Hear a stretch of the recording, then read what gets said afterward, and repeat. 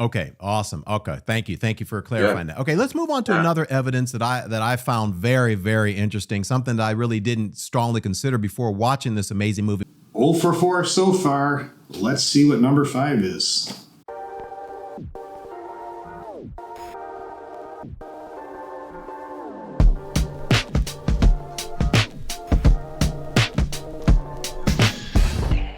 Welcome back to my channel, everyone. Today we're looking at proof number 5 of the 7 proofs that the global flood was a real thing. So far, Dr. Dan Biddle and Allan Parr have failed completely to prove that the global flood was real. Let's see if point number 5 can do it. In the movie, you all talk about the post-flood lifespan decay. Well, this is faith evidence, not scientific evidence. In order for it to be scientific evidence, there would have to be proof that people lived for much longer in the past. In fact, the opposite seems true to me. People live much longer in modern times because of more scientific knowledge and better medicine. Children are not dying during childbirth, which is why the average age of people is much higher than it was in the past. There's less infant death, and senior citizens are leading productive lives well into their 90s. I could stop this video now and not even bother watching the rest of it, but I'll keep going, just in case there's a viewer that's questioning the flood, just like I did years ago. You talk about before the flood, clearly, according to the biblical account, people were living 600 years, 700 years, 800 years, Methuselah, 900 and I think 69 years or something like that. Just maybe the ages are symbolic. A lot of ancient Near Eastern cultures did this. In fact, some of them recorded their kings as reigning for 30,000 years. Do you think that people live for 30,000 years? At what point do you start to question whether it's a historical account? Is it when Methuselah lives for 3,000 years instead? After the flood, we see this exponential decay of lifespan happening where people are not living that long. Stories about people change.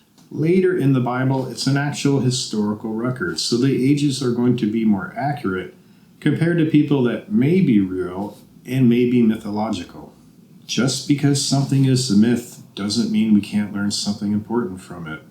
Lord of the Rings is a myth, but it has very important lessons about bravery and redemption and friendship. Talk to me about why and how does that give any evidence at all to a flood happening? It doesn't. Now, I'm quite certain they're going to talk about vapor canopies and O2 levels and Adam being genetically perfect, whatever that means. None of this is supported by science or can even be considered science. As I said before, science observes a problem, gathers evidence, forms a hypothesis, and then tests it. Young Earth creationism decides something is true first and then either tries to gather evidence to prove it or just makes things up. The only reason they believe this is because they first decided all of Genesis is historical, and then they reject anything that might contradict that. And if you don't believe me, go to the Answers in Genesis website. You guys, it's incredible that we're living in the day and age that we are right now because we've figured it out. You figured out what? You're reading a story in English with the lens of a modern culture. The story was written in the ancient Near Eastern culture in ancient Hebrew, a language of very, very few words. You just spent 30 minutes or so spouting non-scientific gobbledygook, and you still think you won. I remember reading the Bible as a kid and just puzzled, bringing up stories. My mom just going, Mom, how in the world do these people live in 700 years, 800 years, 900 years? It doesn't make any sense. I agree. It doesn't make sense. Probably because they lived normal lives and their ages were inflated for the story because they were important to the Jewish culture. Before the flood, we see that these patriarchs listed in Genesis lived an average of 912 years. But then after the flood, we have Noah living 950 years, but his son only lived 900 or lived 600 years. And then we have Peleg living 200 and some years. And then we've got Abraham living 175, and then Moses living 120 years. So they didn't just all of a sudden go from living 900 years down to 70 like we see today. It follows along a pattern that exponentially declines. I really wish these people would consider alternate viewpoints. John Walton explains it quite well in his Lost World series. I'll put a link in the description. He can say it much better than I ever can. Well, we now know exactly why that happened. It's called a biological decay curve. And what science is there that supports this? I'm guessing only young earth creation science. So when you take all of humanity and bottleneck us down to just 8 people, then they get off the ark after the 1-year-long flood, and they start interbreeding amongst themselves. If all of humanity was reduced to 8 people, 2 of which were never recorded as having more children, the resulting genetic deformity would probably end all of humanity. And their mutations exponentially increase. And as the mutations in our gene pool exponentially increase, so does our lifespan exponentially decreases.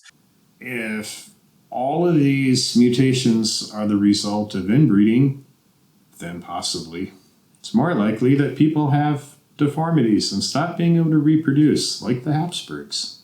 This is showing another problem with young earth creationist viewpoints, the idea that all mutations are bad. They're not. Most of them are neutral. Some of them are beneficial. Examples: blue eyes and the ability to digest milk later in childhood and into adulthood. Harmful mutations are weeded out by natural selection. Once again, young earth creationism is inventing things to support their narrative. All right, everyone, we've reached the end of another video. I really hope you like it. You can hit that like and subscribe button and share the video with your friends. There's plenty of other things to watch, so hang out on my channel, and I'll see you later. Well, 0 for 4 some out of these 7 points. People are living longer and not dying in childbirth. People are not dying. There's less infant death, and later in the Bible, it's more